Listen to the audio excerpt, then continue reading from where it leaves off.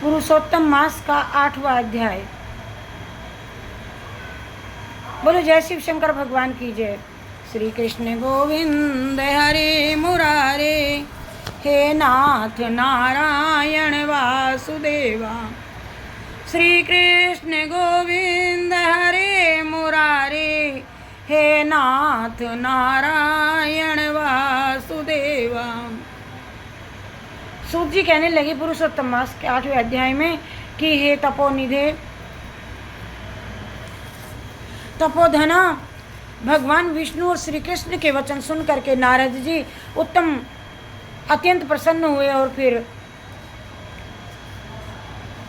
प्रसन्न होकर के कहने लगे कि नारद जी कहने लगे कि हे प्रभु लक्ष्मीपति, जब बैकुंठ को चले गए फिर क्या हुआ, और सब कृपा करके मुझसे कहिए। हरि का वृत्तांत सबके लिए हितकारक है।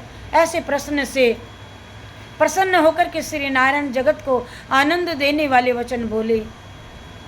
फिर नारायण कहने लगे कि हे नारद, जब लक्ष्मीपति बैकुंठ चले गए तो अधिक मास को अपने धाम में अपने पास बुलाया और वहाँ बैकुंठ में बस करके अधिक मास अत्यंत आनंद करने लगा।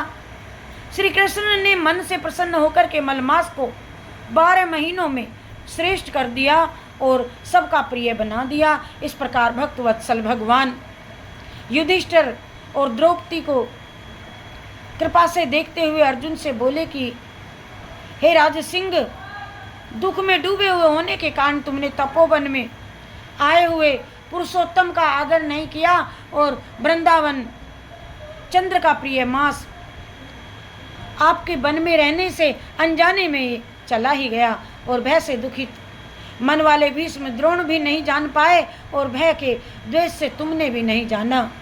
तो वेद व्यास जी से प्राप्त विद्या आराधना में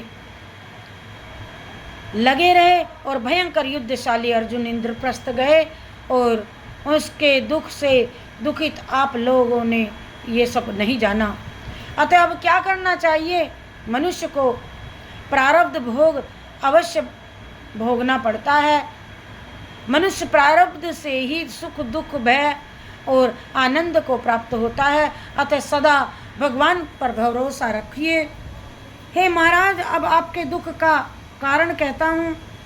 इतिहास पूर्वक इस कथा को अच्छी तरह श्रवण करो। कृष्ण कहने लगे, ये द्रौपदी पूर्व जन्म में महाभाग्यशाली ब्राह्मण की पुत्री थी।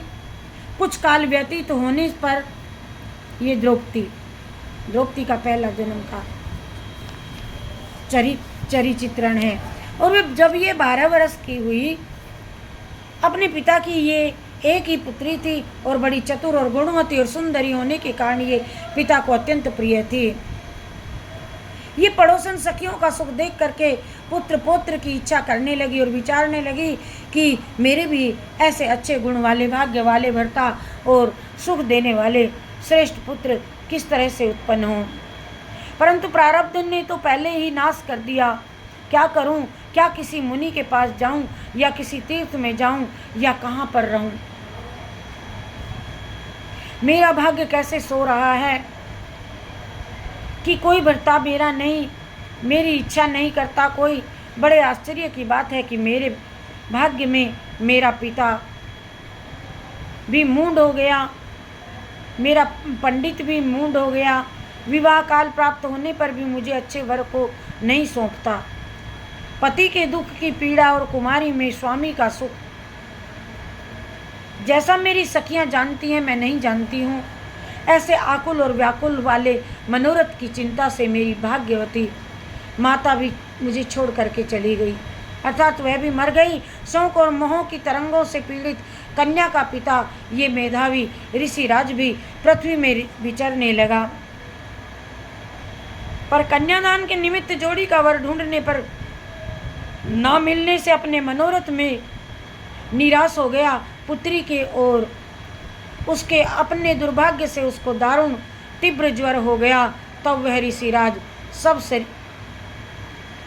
सब शरीर में अतिशूल होने के कारण व्याकुल हो गया और श्वास प्रश्वास से युक्त होकर के लौटता गिरता घर आकर के पृथ्वी पर गिर पड़ा, जैसे मदिरा पान करने से मूर्छा को प्राप्त हो जाते हैं।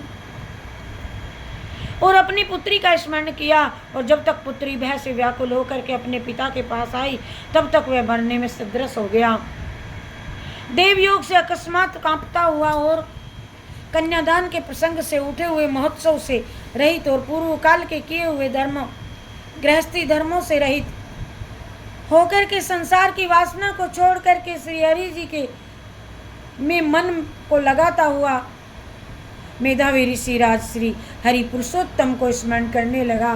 श्री हरि, श्री कृष्ण, हे दामोदर, हे गोविंद, हे हरे, हे मुरारे, हे योगेश, हे राधेश, हे दीनानाथ, हे ऋषिकेश, मैं आपको प्रणाम करता हूँ और आप मेरी इस संसार रूपी समुद्र से रक्षा कीजिए। इस प्रकार मुनि के वचन सुन करके बहुत जल्दी भगवान के पार्षद मरे हुए मुनि के जीवात्मा को लेकर के जाने लगे और भगवान के बैकुंठ धाम को चले गए। और वह पुत्री पिता का मरण सुन करके हाय हाय कर रोती हुई पिता की देह को गोदी में लेकर के विलाप करने लगी। अत्यंत दुखित होकर के दारुण विलाप करती हुई मानो उसका पिता जीवित हो अत्यंत व्याकुल होकर के कहने लगी, हाय हाय पिता, हाय पिता, मुझको किसके सहारे छोड़ करके विष्णु लोक में चले गए।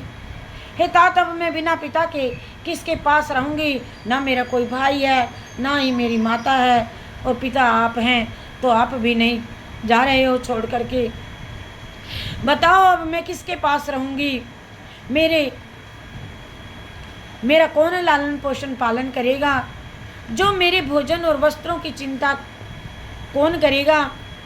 अब इस दशा में मैं भी मर जाऊंगी और जीने से अब क्या लाभ है, और मुझे जीने से अब क्या काम है। उसे इस प्रकार बारंबार रोते और विलाप करते हुए सुन करके उस वन में रहने वाले ब्राह्मण ये सोचने लगे, अत्यंत करुणा भरे स्वर से इस तपोवन में ऐसे कौन रोता है। फिर तपस्वी मेधावी ऋषि की पुत्री का रोना निश्चय करके वे वहीं पर पहुँचे और वहाँ पुत्री की गोद में मरे हुए मुनि को देख करके वन में रहने वाले मुनि ऋषि भी रोने लगे और पुत्री की गोद में मेधावी ऋषि की लाश को लेकर के शमशान घाट में वह पुत्री ले जाकर अंत्येष्टि विधि से चारों तरफ से काष्ठ लगा करके उन्होंने जला दिया और कन्या को समझा करके सब अपने अपने घरों में चले गए। कन्या ने धैर्य धारण करके यथाशक्ति खर्च करके अपने पिता की और दुर्दैविक क्रिया की। बोलिए जय शिव शंकर भगवान की जय। हरि हरि शरणम हरि शरणम हरि शरणम शरणम हरि शरणम हरि शरणम। बोलिए वृंदावन बिहारी लाल की जय।